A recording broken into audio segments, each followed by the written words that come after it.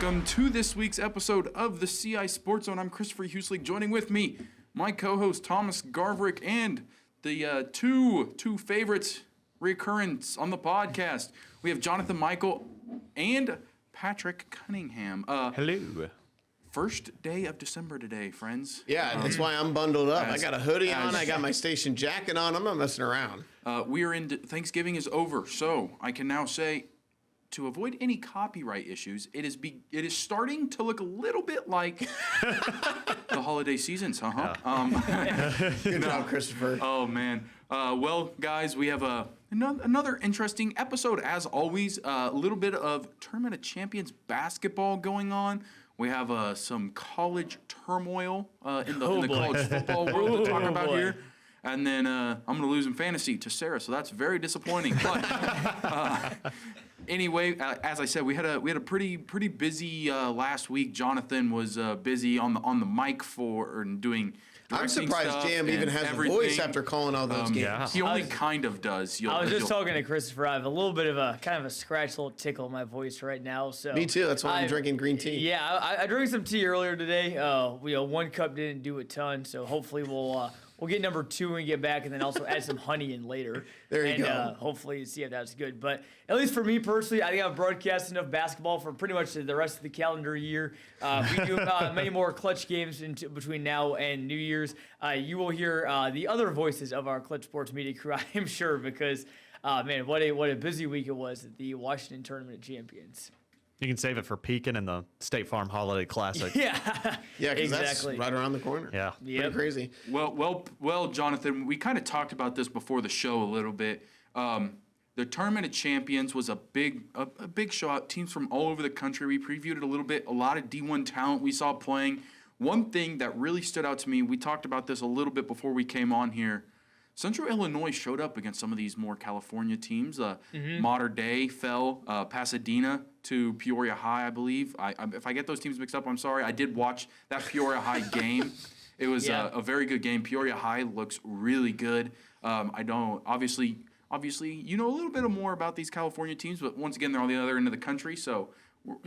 It's just great to see Central Illinois representing against some of these schools that, like a private school out in California that's well known for being good at sports. So it's just great day to be making us Central Illinois proud, some may say. Yeah, exactly, and it's funny. I was joking with our clutch people. I said, man, this after these first few wins from the Central Illinois team, I was like, yeah, I feel pretty CI proud right now. So, it was a really good week for Central Illinois. I mean, starting off on Tuesday, Washington's girls team, again, this is the second year they played a girls game at the TOC. They were playing Waukee Northwest from outside of Des Moines, Iowa. And it was a tough first half for Washington. They were down 27-15. But kind of was that one meme? It's like, they thought they had us in the first half, and Washington came back and won that game 51-48. That's a real valuable game for Washington, that girls team, because again, they're a team that doesn't have to play from behind that often. I don't expect them to, be facing many deficits, much less double-digit deficits this season. So that was a good game for them to come back and win. Avery Tibbs was electric. Had, I think, 27 points in that game. And then later that night, Washington beat Christopher, your favorite team, West Hancock, 45-43. And then they closed it out. Morton beat O'Fallon, and Morton was a team that was really impressive for me all week. They were down for a while against O'Fallon, came back and won. They did not play with Jack Wilderman, their P&D transfer at all. Alex McKee, who was donning a protective mask on his face, looked like the Mamba. And he hit the game-winning three. He hit the game-winning shot. Awesome shot. I was on the call for that one. That was just electric. There were so many buzzer beaters, and maybe not necessarily buzzer beaters, like ones that as the buzzer sounded, but a shot within the last 10 seconds of the game that won it for a team during that entire tournament. I mean, it was just incredible compilation of close basketball games, and it started off again. Alex McKee with that nice shot against O'Fallon. Then Morton, obviously, they beat Santa Ana Mater Dei, who I know me and Christopher were talking a little bit about. I mean, that's a really good private school out in California. Their head coach is one of the winningest boys basketball head coaches all time in the entire country. So they have Kansas committed on their team as well. So Rock chalk. Let's Yep. go. That's Yeah, what we Luke- like to see. Yeah, that was Luke Barnett. He was really fun to That's watch. why too. Christopher wasn't at the game in his, Yeah. full-blown uniform, Hey. saying, "Hey man, I can't wait to cheer you on." What's that NIL deal looking like? I can tell you with Bill Self and them Kansas Jayhawks, it's going to be a very big NIL. I'm sure it will be, but yeah, it was just a really good week overall. A lot of close games. Morton, that second game, they beat Santa Ana Mater Dei by 2. So some of these teams already in close game experience. Can't be remiss not to talk about Washington's boys team. Who beat West Hancock. Obviously, they also beat South Point out of Virginia, 58-55. So really good start. I mean, obviously, those are kind of some of all the wins. Some of those teams did lose later on in the week. But just getting that close game experience against some good teams early on, really beneficial for these area squads. And always just a fun tournament. It always amazes me, just like, usually for that type of tournament, even if you can pull in great teams from Missouri or Iowa or maybe even Kentucky, that can be a really fun event. The fact that they continue to pull teams from Texas and Florida, Houston, even some on the East Coast, just you get to see a bunch of teams that you would never get to see, and some good future college stars and maybe even a handful of NBA players one day. Yeah, I mean, pretty much every year it seems like there's a player that goes on to play in the NBA at a TOC. So looking forward to see who that could be this year. A lot of really good talent. I mean, Josh Irving from Pasadena, 7-foot center, committed to Texas A&M, was really fun to watch. Luke Barnett, just mentioned him from Mater Dei. Going to Kansas. A couple other real high level recruits, and not just guys that are seniors that are going to be college bound next year, but some really, really good sophomores, juniors, and even a few freshmen.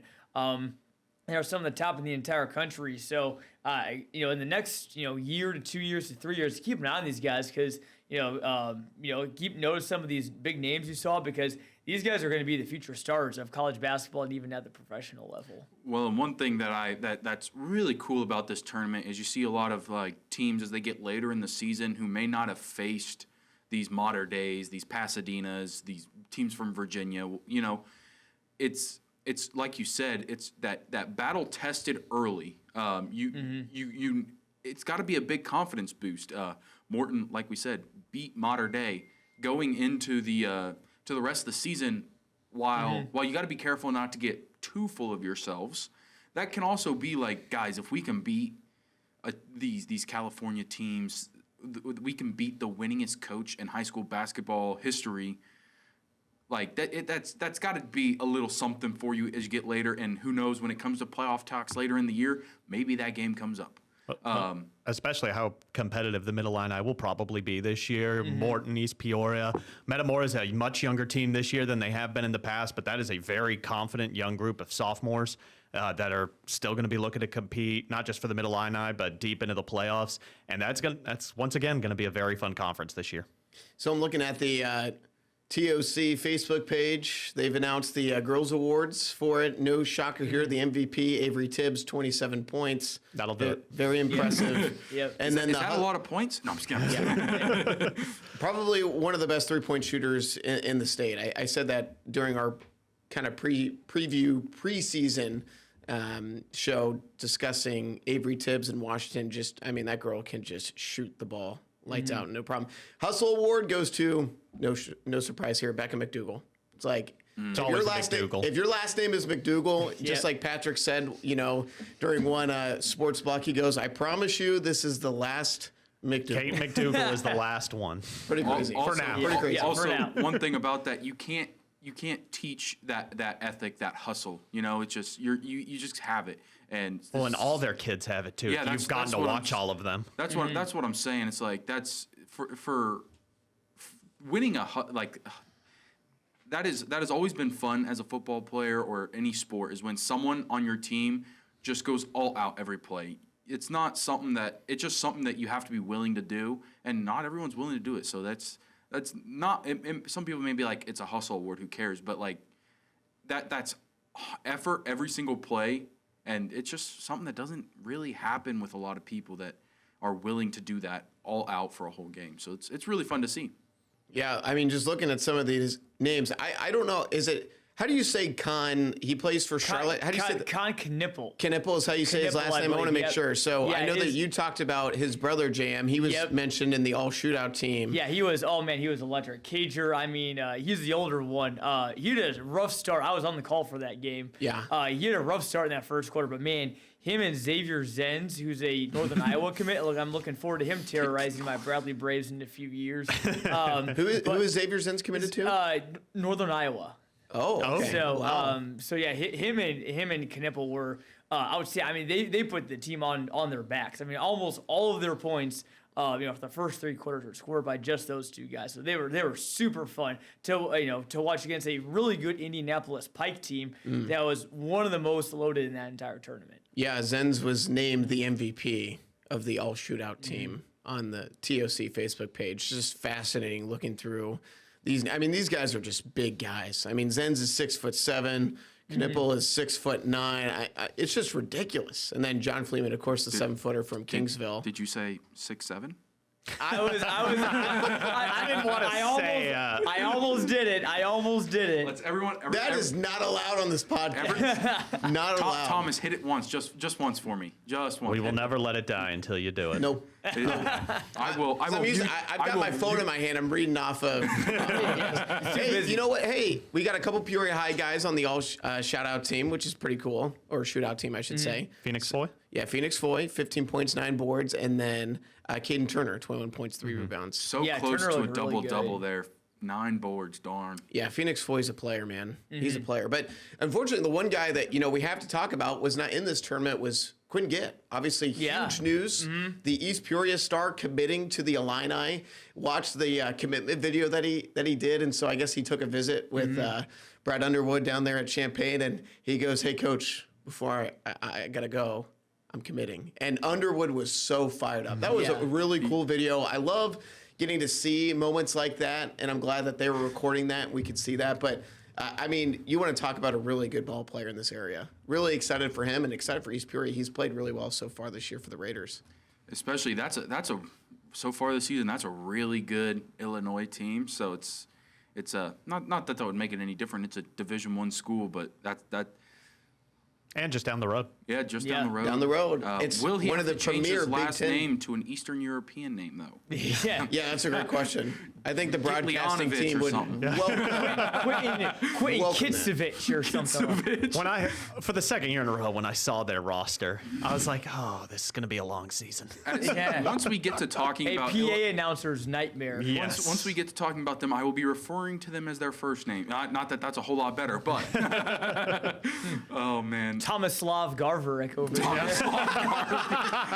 But you know what? It's funny. My last name is German, so that would fit in Yeah. just fine. Tomislav Gorisevich. There you go. I've got a new name. I love that. JM, what else has stuck out to you? You know, maybe it's not just the Tournament of Champions. Maybe it's just from the first couple weeks. I know, obviously, boys' season is just underway. Girls' hoops is a couple weeks in now. Anything else that is, kind of stood out to you in terms of like, hey, wow, this team's either, surprising me, or wow, this team is really living up to expectations and then some. Yeah, I'm still kind of coming up from being underwater from the TOC, and like I said earlier, I promise by next week I'm going to be fully caught up on everyone and everything. But I will say, some teams that have caught my eye early. Starting kind of on the girls' side, Normal West won the Inner City title. That's a Normal West team that's been really young the last few years, and definitely some good players on that team. But now they're kind of starting to kind of get some experience, kind of get into their own a little bit. Winning the Inner City is a big deal. I mean, there's some good teams down there. Obviously it's so early on and sort of still trying to figure out, okay, who's all good this year, who's maybe down, who's up this year. But that was a really nice job there by Normal West. And I also keep an eye on Normal West boys team as well. I think they'll be could be a little bit improved this year. This year as well. So yeah, Normal West girls definitely won. Eureka's girls have also looked really good. They won their little Thanksgiving tournament. That was obviously not last week, but the week before that. But again, they're looking really good. Ivy and Maya Edwards, really, really good duo to watch. Then on the boys' side, again, I mean, at the TOC, saw some of those Mid-Illini teams. East Peoria, I'm kind of waiting for for them to for the schedule to kind of get a little bit tougher for them. Some decent wins early on. Some good teams, but I want to see how East Peoria plays against the Mortons, the Metamours, and everything like that. So should be a good year for EP. Also, keep an eye on Dunlap. Saw them at the TOC. They beat Kingsville, so. That'll be a Dunlap team to watch as well. So again, that's just a little bit. Again, I'll be able to better answer that question next week. Also, one of the other team I mentioned, or I saw too, had a good start was Elmwood. Elmwood went 5-0 to win a tournament up at Kewanee Weathersfield, I believe. Wow. So Elmwood and Brimfield should have a good team this year too. So looking at small schools, really, really good starts to the year for those two squads. Yeah, it's always interesting because based off of like my anchoring schedule, I'm pretty much relegated to. Kurt keeps me close, right? I get to the games that are as close as possible to me. So I'm actually going to see. Obviously, we're recording this podcast on the night of the Peoria Heights Thanksgiving championship game. Peoria Heights is in this year, which is really good for them. I could tell that they are definitely better than years past, but then they're going to be playing Brimfield. So I saw Brimfield and Tremont play in kind of like the knockout stage or whatever, like group stage, whatever you want to call it, of the tournament. Both those teams look really good, but I was really, really impressed with Brimfield. Connor Doe is a really good player. Yeah. Really good player. He's a name that if you don't know, you're going to know him by the end of the year. I mean, that kid he can get to the hoop at will, and I was just impressed with he really dictates that offense. So really impressed with Brimfield, and Tremont looks pretty good. I think it's still going to be a good year for them. They fell to Brimfield in overtime in that tournament, but I think both those teams are going to be really good. So I'm excited to see that Brimfield Peoria Heights championship game in the high school gym over there at Peoria Heights. Unfortunately, our resident Tremont expert, Alex, is actually doing work, so he was not able to hear you hype up his Turks there. Yeah. They're going to be good. I will make sure we will have to make sure to tell him that Thomas is high on his Tremont Turks. Yeah, really quickly before, because I know that obviously we got to get to break here soon, but do want to talk a little bit about girls hoops. I know that we talked about Richwoods preseason, that this team could be really, really good. I saw Richwoods take on Dunlap in girls hoops. Great early season matchup. Richwoods dominated that game from start to finish. When I tell you that team is going to be a problem, I mean, that's just an understatement. They have size. They are monsters on both sides of the glass. They press you. But I think the difference with this Richwoods team, I really like Kayla Heron, their point guard. That's a name that you're going to have to get to know. If you guys follow the WNBA at all, she reminds me a lot of Chelsea Gray for the Las Vegas Aces, which that is a massive compliment. Yes, it is. Chelsea Gray is a very, very good player for the Aces, been a part of multiple championship teams. She runs that offense. She leads well, and I think that is such a big thing to have at State as that floor general. And I was really, really impressed with how she ran that offense and was just a leader on the floor. So really, really liked what I saw at Richwoods. They were dominant in every aspect of that game. Well, and that also helps take some pressure off Kanaya Todd for them, who can also be a floor general in her own right, but she is still young. She is just a sophomore. And I got to watch them both play for a bit when they played Washington at the end of the first week of the year, right before the TOC. And man, that felt like a sectional final. Yeah. That was a very high intense game. That was a very fun game. And teams need that this early in the year. And I'm glad that they were able to do that. But to give another team a shout out, girls basketball wise, the Leroy Panthers are 6-0. Yeah, and I went through their roster. They have 16 players on their roster. They only have 3 seniors. Wow. And they are 6-0. Awesome. They beat Roanoke Benson by 24. That's Bree Harm's team. And looking ahead at their schedule, they start conference play tonight at El Paso Gridley, assuming if the snow doesn't postpone that game. 2 weeks from tonight, they play DMAC. That would be a very good test to see. All right, let's see a hang with Dahlia De Jesus and a Chiefs team that is eyeing for a deep playoff run now that they're down in 1A and they don't have to face Notre Dame or somebody else in the sectional final for the 3rd year in a row. Yeah, exactly. I love it. So much hoops. Just after the football season came to an end, so much hoops. We are so grateful.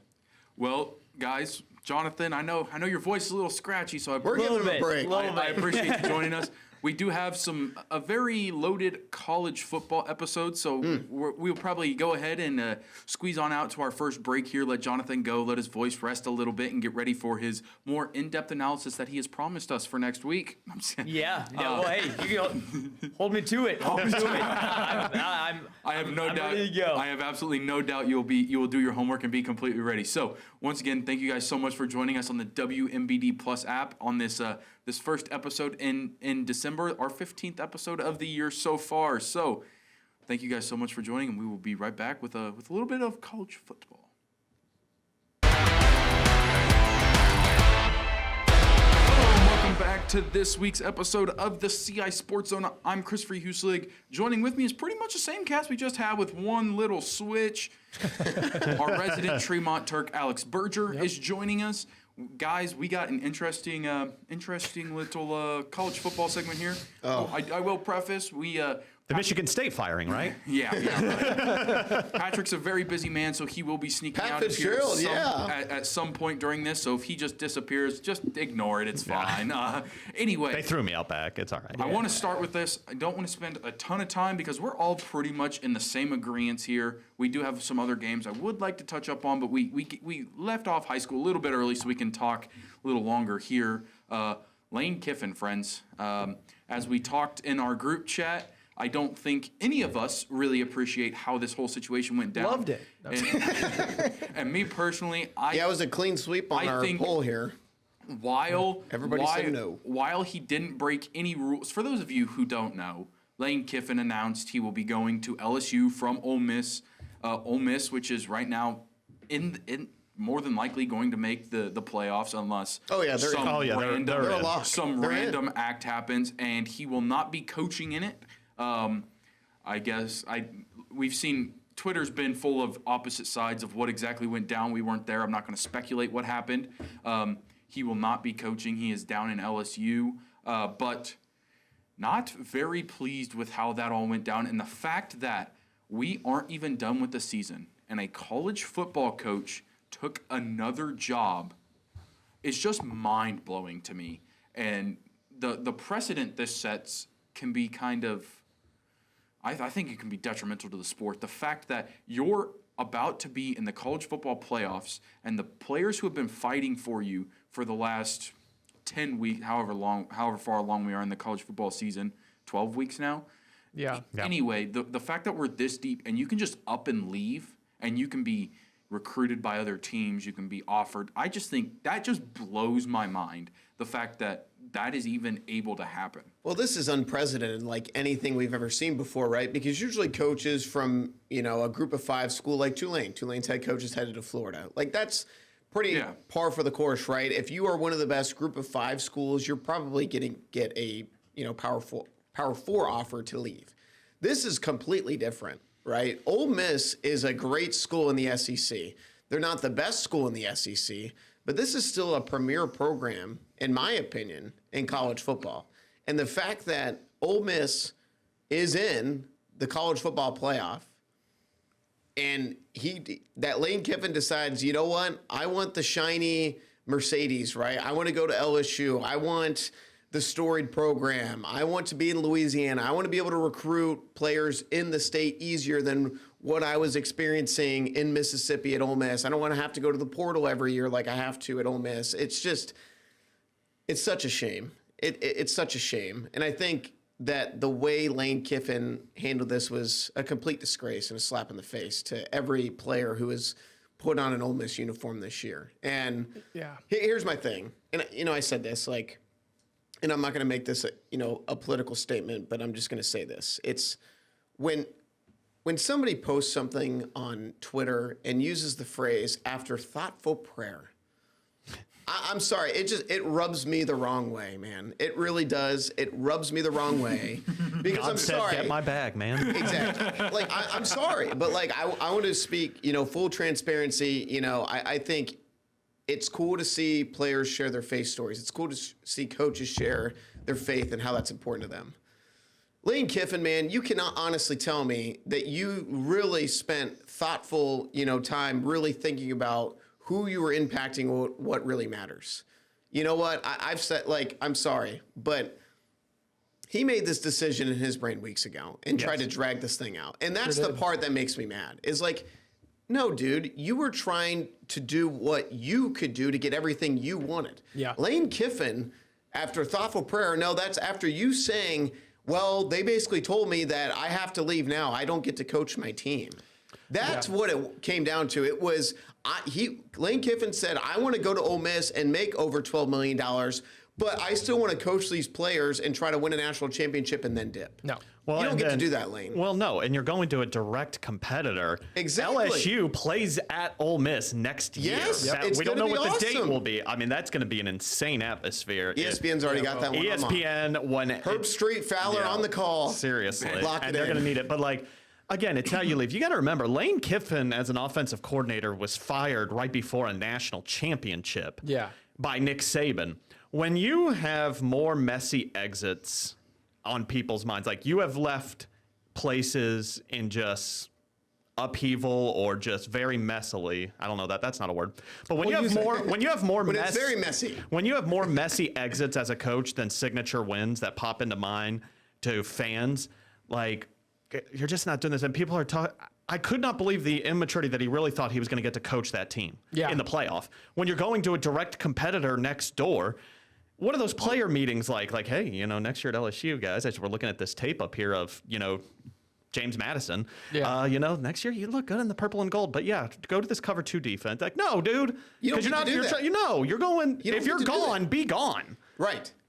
There's also the perspective. I think, By the way, his Twitter still says he's the head coach of Ole Miss. Yeah, it's been 24 correct. hours. It's like, dude, what are we doing? Yeah, and he was already touched down in Louisiana. And I took a think of photo it- with their number 1 offensive line recruit. That's the worst part about it. I think of it as, I want to put it in an interesting perspective. There are some people that are like, well, he's getting money. He's going to another job. He's going to this. I want to put it in perspective. Imagine you are an actor that has been rising up the ranks for a while. Let's say Timothy Chalamet, okay? Right before he did Dune, Dune 2, especially. Imagine he is in Dune 2. They say, that's going to make so much money. You are going to do so well. This is going to be great for your career, and it's going to go really, really well. And he goes, you know what, though? I think I was just offered the movie Marty Supreme. I think I'm going to dip. I know we're just about done with filming, but I think I'm going to go. CGI me in there. Yeah, just Yeah. maybe CGI me in there. They go, no. Get my stunt double in there. Yeah, we're going to get a new actor. Also, We're not going to make you do that. It's ridiculous. the thing is it's not the fact that he's leaving. If this was This If one's this was in different. January- This is different. This is this the was- fact that he is leaving. well, no, but if this was in the middle of January and he said, "Hey guys, I'm out," that's one Different. thing. They are on their way to a playoff, and he's like, "See you guys." Like, Well, and very apparently he made up his mind he was gone weeks ago. He was just waiting to see No, yeah, and if that- they were going to be in the SEC title game, which Right. that would have been weird. That would've been Because that weird. would have been hanging over the entire title game. And I'm going to be brutally honest. I don't know the last time Ole Miss was in that championship game. Feels like it's Alabama and Georgia every single That's year. the whole thing. And this is the best season Ole Miss has ever had. But yeah, Yeah. And how you leave matters because, I mean, people compare it, well, the schedule is just one way. There are coaches who know that they will be leaving their college basketball programs while they're in the NCAA tournament. There's a group of 5 coach. It's been Drake a lot the last few years in the mid-majors who knows they are going to be bouncing to a bigger program, but you wait until after the tournament. Yeah. I mean, that's happened to Drake, I think, the last 5 years with 3 of their coaches. You wait till the tournament is over. You don't do it right before tip-off. Oh, and the same thing with Dan Hurley from UConn. I watched a thing one time where he said that he goes, every year there's probably about 7 or 8 players while that's going on that we know they're going to be in the transfer portal by the end of the year at the beginning of the season. Man, Patty really hated my take. I'm just kidding. Yeah. I got to bounce to Yeah. signing ceremony. That's right. Patrick's a hardworking man. We love having Patrick in here, man. Yes, we do. But yeah, I just think it is so because it's the thought of players and coaches leaving in college sports is not ridiculous. We are in the age of NIL. We are in the age where actually colleges can directly pay players as an organization, not just NIL. this is their payroll. But the thing is Lane, you can't do that. You shouldn't do that. There's morality to Yeah. it. Well, I mean, we can keep rambling on about can. this. I think the biggest lesson before we get onto this, and I do want to say this because I think it's important, and I think the way that this situation has played out is a good reminder that sometimes just building a legacy at one place is an okay thing. Yeah. And, it's funny because a lot of people on game day and Big Noon Kickoff, they all said that. Like, I just think the way Lane Kiffin is wired is, in a lot of ways, how a lot of people are wired in this day and age of social media, right? It's always comparing what's the next newest, shiniest toy that we can have in our life. Grass isn't greener. The grass isn't greener. And you know what? I hope, honestly, like I'll say this, I hope Lane Kiffin fails. Yeah. You had a great thing building at Ole Miss. You're at an SEC program. Look at Curt Cignetti in Indiana. Yeah. He signs a lifetime deal. You want to know why? The difference between Curt Cignetti and Lane Kiffin, one guy is more mature than the other. One guy realizes, hey, you know what? There's more things important in my life than just continually chasing what's next. Yeah. Curt Cignetti is going to have a statue named after himself. He's going to have the Indiana Stadium named after himself someday. He will. Just like Ryan Day at Ohio State probably will, right? And that's just the shame about Lane Kiffin is like, dude, you had it all.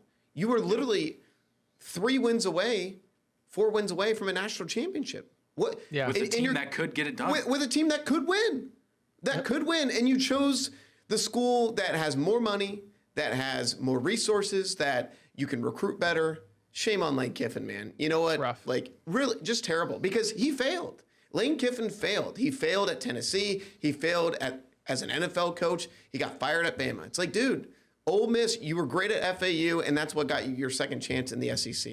Sometimes just riding it out for the next 15, 20 years and calling that your legacy is okay. Yep. But Lane Kiffin, like so many people in this world, are always chasing what's next. His biggest failure is failure of his players. I hope he loses. Fail his And there's going to be players. so much pressure on him, and I hope he loses. Well, before we kind of, like, I mean, it's obvious none of us are really pleased with this situation. You can tell. no. Unfortunately, there was other stuff going on in college football. I do want to pivot a little bit. Let's get a little Rivalries. happy. Let's get a little happy Yeah. talk here. You know what? Texas with a big win over A&M. Great win.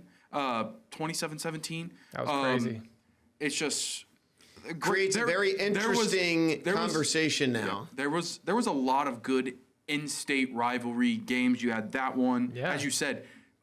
Interesting conversation now going into the playoffs. What happens with Texas? Texas A&M, that's their only loss. I don't think they're going to drop. I know they're not going to unless they lose again this week, which I don't think. The poll is out. A&M is 7th. So Yeah. they dropped 4 spots. That's yeah, a lot, but though. still, What's interesting is Oregon is 4th. So by theory, Oregon has the last bye. Now, Texas Tech is 5th. Texas Tech is in the Big 12 championship game. Right. So you got to believe that if they beat BYU and win the Big 12, that Texas Tech which will I get that bye. definitely think they will. But another one that was good, Arizona with the upset over Arizona State, 23-7. Even with Scadaboo there. Yeah, yeah, with Cam, and then obviously this one's not as surprising, but how close of a game it was. The Georgia Tech game. Tech losing by a touchdown. A lot of games. Georgia's just an interesting team. You know, I just don't. Again, I think they obviously knew, like, hey, we just need to do enough to win, and I think that's really that was the approach there. You know, when they beat Texas, I mean, they won convincingly 35-10. It wasn't a 3-touchdown blowout, And then- like the score yeah. would indicate, but And then a closer game to us, the Illinois Northwestern, which In the snow. Which I was going to say, the score doesn't really look that good. Illinois won by a touchdown, I do believe. Yeah. But anyone in Central Illinois, which most of you are, that weather was not favorable football weather. For anybody. I don't care what anybody No. says. Props to the fans for being Yeah, there. facts. That's very true. Northwestern didn't look terrible though. I mean, they're pretty good football program. 6-6, finished the season. They hung in with the Illini. Great football game. Vandy with a big win over Tennessee, and they moved was up huge. one spot, which I thought was kind of insulting. Their 2 losses to Yeah. Alabama and Texas.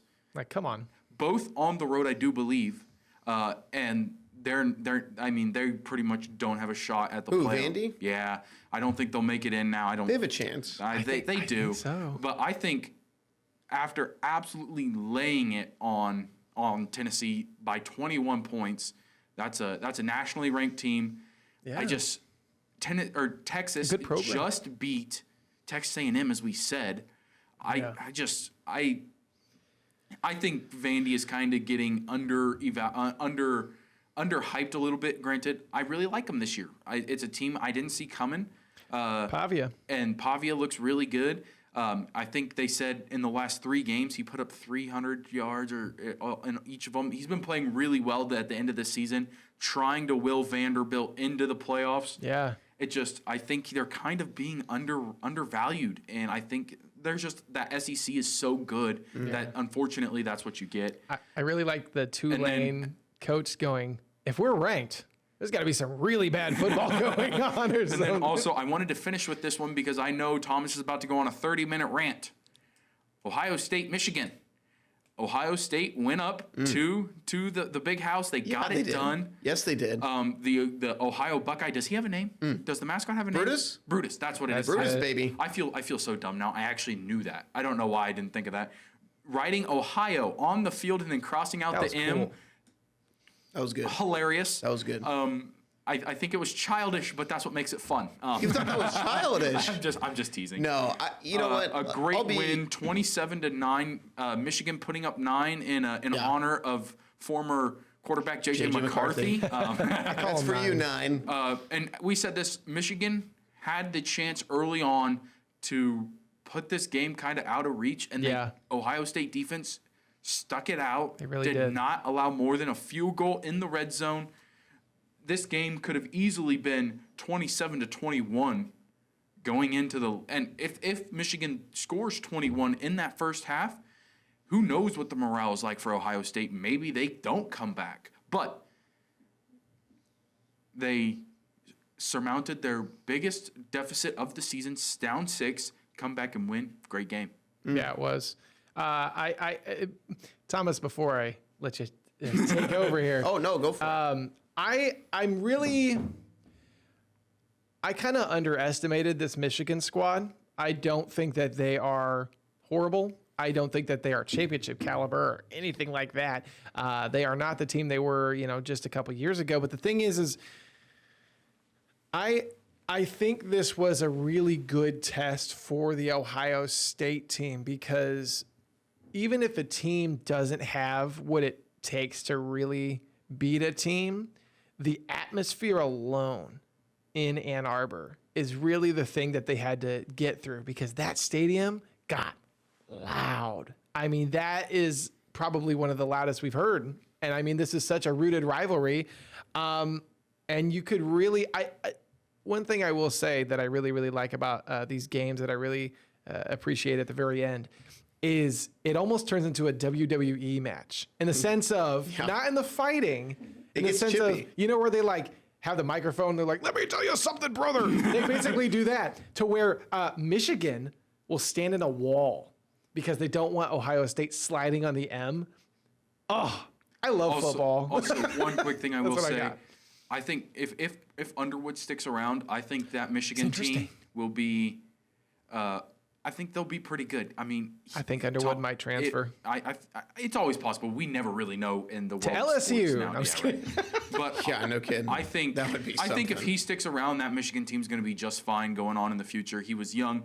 He definitely looked very uncomfortable at the beginning of that game. They ran the ball a lot, and it wasn't working. Yeah. So They've got enough donors in Michigan. I I think think they can keep him around. if he can stick around, Yeah. that Michigan team's going to be just fine in the future. Yeah. Yeah, it's crazy being an Ohio State fan in this. I mean, it is the greatest rivalry in sports. I don't care what anybody ever tries to argue, because both teams could be undefeated.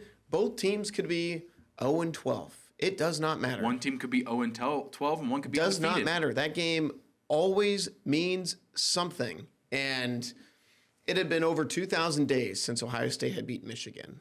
And before that, Urban Meyer went 7-0 against them. So it's been a very in the last decade, it's been very lopsided, right? Urban and Ohio State dominated that rivalry. And then Jim Harbaugh comes in, and then he doesn't lose to Ohio State. And then last year's game was just such a head scratcher. Got ugly at the end, right? You have Michigan going onto the field and trying to plant the flag, and Jack Sawyer, ripped the Michigan flag out of their hands. And it was just really ugly, but it I just, like that. Yeah, no, it attests to the emotions of this rivalry. And to you guys' point, I mean, last year's game was probably the worst Ohio State loss in a Michigan rivalry because Michigan was a 3-touchdown underdog in that game. Their team was terrible in that game. How you have a rivalry game and you set the spread at 3 touchdowns, I'll never Well, know. but it goes to show because Ohio State was that good and Michigan was that bad. Michigan's quarterback was, I think, Will Warren. That dude is terrible. Who? Exactly. But Sorry, Will. Ohio State, early on, things were shaky, right? Marshall, big 35-yard run, sets Michigan up, and I'm going, oh boy. Because the last, 4 or 5 years of this rivalry, Michigan has dominated the game in the trenches. They've been able to run the ball at will. And I go, oh boy, this is setting up again where this might be a problem for Ohio State. They hold Michigan to a field goal. I'm like, all right, whatever. It's the first possession of the game.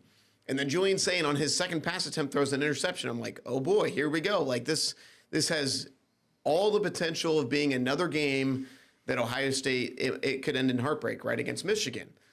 Michigan ends up getting another field goal. I'm like, all right, 6-0, all is well. And then all of a sudden, Julian Sayin flips the switch, was lights out. The 4th and goal touchdown to Jeremiah Smith. I know that people were saying that was probably a fumbled touchback. Sure, whatever. I am some people. He is think it adding was me. maybe a and that's touchback. and that's fair, and it probably should have been called that way. But despite that, Michigan did nothing offensively, and I just felt like watching this game. Ohio State's defense, they said, we are not going to let you beat us on the ground again. If you're going to beat us, you're going to have to throw the football. And I watched Bryce Underwood, who was the most polarizing prospect coming into college football. He looked very scared. He looked unprepared. He looked just like he was seeing 25 dudes out there in scarlet and gray, right? Yeah. Just was taking his checkdowns, was not willing to throw the ball down the field. Now, granted, the conditions were great, but on the flip side, Julian Sayin was awesome after the interception, right? 3 touchdowns, beautiful pass to Carnell Tate that kind of put the game away. And Ohio State, after that Julian Sayin interception, they dominated from start to finish. 27-3, it felt really good. Felt really, really good to watch as a fan, and not being able to see that for 4 or 5 years. I was like, man, they just needed that. And I just felt like Ryan Day and that team finally overcame the mental hurdle of, okay, we need to play our game. Yeah. Ryan Day said pregame, we're going to come out and we're just going to be firing away. We're not going to hold back. And that's what they did. They let Julian Sayin be him, play action pass, set up the run, and Bo Jackson was absolutely great in that game. And so great win for Ohio State, absolutely great matchup with Indiana for the Big Ten championship game. Well, so feels good to be an Ohio State fan this week for What's sure. going on in that Ohio State Indiana game? What's going on that night? 1 versus 2, and that also happens to be the night I'm getting married. Hey, all right. For Thomas's sake, I'm still cheering for Indiana. That night is about me and my fiance Shelby, soon to be wife. It's all about that, but it'll be cool that the game will be on, and hopefully Ohio State gets the win and secures the number 1 seed, and it'll be a night that we talk about for the rest of our lives. Until you tell Shelby LSU's calling. I'm just kidding. Well, just guys, kidding. thank you so much for joining us. We're going to take another quick break. We will be back with our NFL. We got some pick'ems, and hey, I'm 1 win away from not being able to come into last. So Smell that pizza. we will be right back after this break. Thank you so much for joining.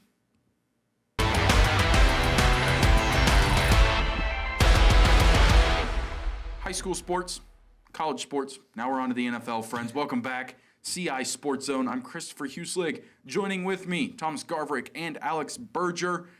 NFL is getting interesting, friends. Yes, We it have- is. Fun. As we've talked about numerous times, we don't know if anyone's good at this point. Yeah. We don't know if anyone's bad. Yeah, just after Everyone's just we kinda said, oh, the there. LA Rams are great. The Carolina Panthers, to Alex Berger's delight, Also, with the upset of the weekend. I don't. We're in Illinois, and I'd love to talk about the Panthers. There's one thing we don't really talk about them enough.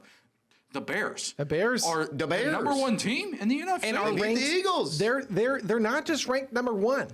They are the 5th ranked power ranking team on Fox Sports. They are officially ranked number 5. Is that Tom Brady's list? No, it's not Tom Brady's. It's not? He has like Raiders number 1. Yeah, yeah, No, yeah. But I think it was Broncos, Patriots, Seahawks, Rams, Bears, which I think is pretty fair. I do think that the Rams and Seahawks are a little bit more consistent than the Bears. However, the Bears at number 1, this is exciting, man. This is really good because the fun part of it is Ben Johnson's in his first year. Caleb's in his second year, and neither of them are going anywhere anytime soon. Kyle Monangai looks Dude. really great. And the thing is, Yeah. is he's like a running back 2 or 3. Amen. I'm not even going to pretend to know how to pronounce his name. Thomas's favorite player, the linebacker for the Bears. Amen. Amen. I don't even. Yeah, that last name. Digizua? Is that it? No. it's- Digizua? No, it's Yeah. something else. But anyway, Yeah, it's been interesting because I've got in a fantasy football league that I play Oladike? in. I've got a buddy in there that is a huge Bears fan, and then obviously it's like for weeks it's been like, are the Bears frauds? Are they legit? And the Bears are legit. I've said this. The moment that they got Ben Johnson, I said this is going to be a good team. Yeah. I don't think anybody thought that after 12, 13 weeks of the NFL season that the Bears would be the number 1 seed. Absolutely not. Right? But the Bears are a good football team. They're not frauds. This isn't a joke. This isn't luck. What they did to Philadelphia, they went into their house and did to Philadelphia what the Eagles did to everybody last year. They just ran the football all over them. Yep. They had 2 guys running for 100 yards. DeAndre Swift, who I wrote off before the beginning of the season, I'm like, there's no way he's going to be a Chicago Bear by next year. He looks great. He looks Kyle Monangai, to Christopher's point, 7th round draft pick by Ben Johnson has been great. Yeah. Caleb is growing. He's getting better. He's got to get better for them to take the next step. But the defense has improved. Dennis Allen has done a great job. This Bears team is very legit. They're very legit, and they can win the NFC, and they can go really to the Super could. Bowl. All right, and that's not a joke. No. I it's pulled it up. Serious. They can do it. Amen Ogbongbemiga. Hey, how about it? I really like because Noah Sewell. Thomas thought that was a made up name at first. I was like, that's just made up. Yeah. But Anyway. it's really interesting. And the thing about my Panthers with the Rams, obviously the Rams sitting right now above the Bears in the power rankings, not in the NFC standings. But the Rams going into that game, my dad is a Bears fan. I grew up a Bears fan, became a Panthers fan about 2014. We're sitting in the living room and I go, all right, where's the Panthers game? And I knew we were playing the Rams and I go, oh no, it is on the main broadcast. So the whole world gets to watch the Rams destroy my Panthers. They go down, they score immediately. And I go, yep, that's this game. I was prepared for this. And then we returned the favor with a Chuba touchdown. I went, and we went and won. And it was really funny because I came downstairs and my dad goes, did you know Matthew Stafford just broke Tom Brady's record for having the most pass attempts without an interception? 2 plays later. Yoink. Give me that. Now, it was tipped, but it was crazy. And then a pick 6. Panthers Alex was quite excited. Almost as excited That as it was game, for the though, Bears. it sums up the NFL this year, right? It's been as unpredictable as it ever has been. You've got the Bears as the 1 seed in the NFC right now. You've got the Denver Broncos and the New England Patriots tied for the 1 seed in the AFC. Nobody had that prior. I mean, think about that. All those quarterbacks are in year 2. Year 2 of being in the NFL, and right now, those are the 3 best records in the NFL, plus the Rams. And the Chiefs are sitting at 6-6. The Eagles, they don't look very good at this point. The Cowboys came out of left field and all of a sudden are looking pretty good again. It's just I said this because I said after watching this Eagles team, I'm out on them. This team is going to get beat in the first round, whoever they play. Yeah, they're losing. I'm I'm definitely so out on them. I can't be out, but I do agree that this is I'm definitely a first round and then loss team. and then we've been talking about it. just Kansas City is looking so weird at this point. It's because looking at the schedule, like I thought they were done. I thought after that loss against the Cowboys, like there's no way they make it in. But then you look at who the Colts have coming up, at who the Broncos have coming up. It's still possible they squeeze in. The Texans come out of left field too, and all of a sudden are really good. So it's just while Patrick will tell you that he thinks the Chiefs won't make it, which I can see. I see both sides.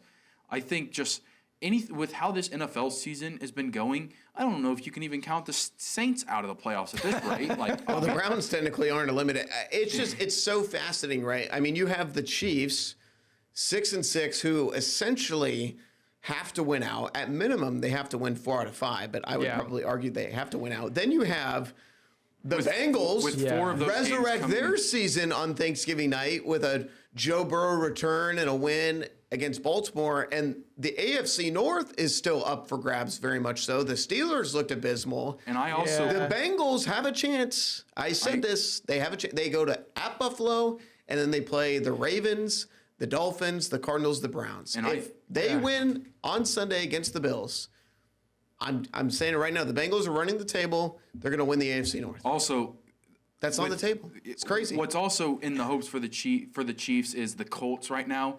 I think they're going to struggle on these last few weeks. Starting.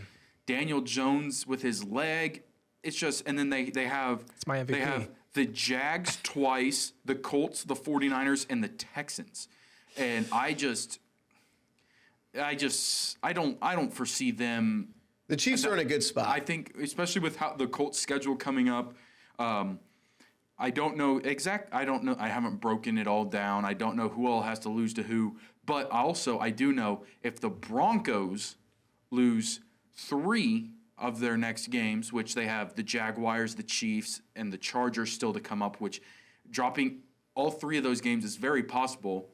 The Not against the Chiefs can Chargers. still win the AFC West if the Chargers drop another game as well. So it's just the Chiefs have to have a lot of luck on their side. And if there's one thing I've seen in these last 10 years, that's all the Chiefs have is luck. Right. No, I'm just kidding. They find the pot of gold is each time. fantastic. That Chiefs team is always good. Yes. Andy Reid could draw a play to get Alex and I both open on a play. Hot take: Patrick Mahomes is good. Listen. Before we get to game picks We for do need Monday to- Night yep. Football, Yep. the Chiefs are fine, and here's why. Christopher mentioned it. We were talking about this. The Colts play a team with a winning record from here on out. Mm-hmm. And to your point, so admirable that Daniel Jones is trying to play with a fractured fibula, but that is going to hinder that team. The Chargers, and it just came out, Justin Herbert broke his left hand. Oh, And he's having surgery. They're not sure if he's going to miss any time. He came back and played. But the Chargers play the Eagles at home Monday Night Football next week. Then they go at Kansas City. Then they go at Dallas. Then they host the Texans. And then they go at Denver. There's not a gimme win that's a 1 for the Chargers. 1-4. Right? So, like, the Chargers play a playoff team from here on out. Yeah. The Colts play a playoff team from here on out. The Chiefs are only 2 games behind them, and they've already beaten the Colts, and the Chiefs will play the Chargers in 2 weeks. So, again, the Chiefs are fine. They went out. I can guarantee it they are in. Yeah. Well, we do got to look at our picks for today. We only have a couple Yep. minutes left. Thomas is in last right now. He still can't come back if I get one more right, I cannot lose. I can tie for last, which we'd have to. I've just been having fun with it this year. We then have to cross that bridge. Got too cute. But it's a lot of fun. We're having fun. It's a great time. Tonight, it's a football game. Who's going to be the brave soul to take the Giants? Nobody. I'm not. I'm going Patriots. That Patriots team is really good. As much as I hate to say it, I've always hated the Patriots. But give me the Pats over the Giants. They don't have Cam Scatterboo. It's not even going to be a good game.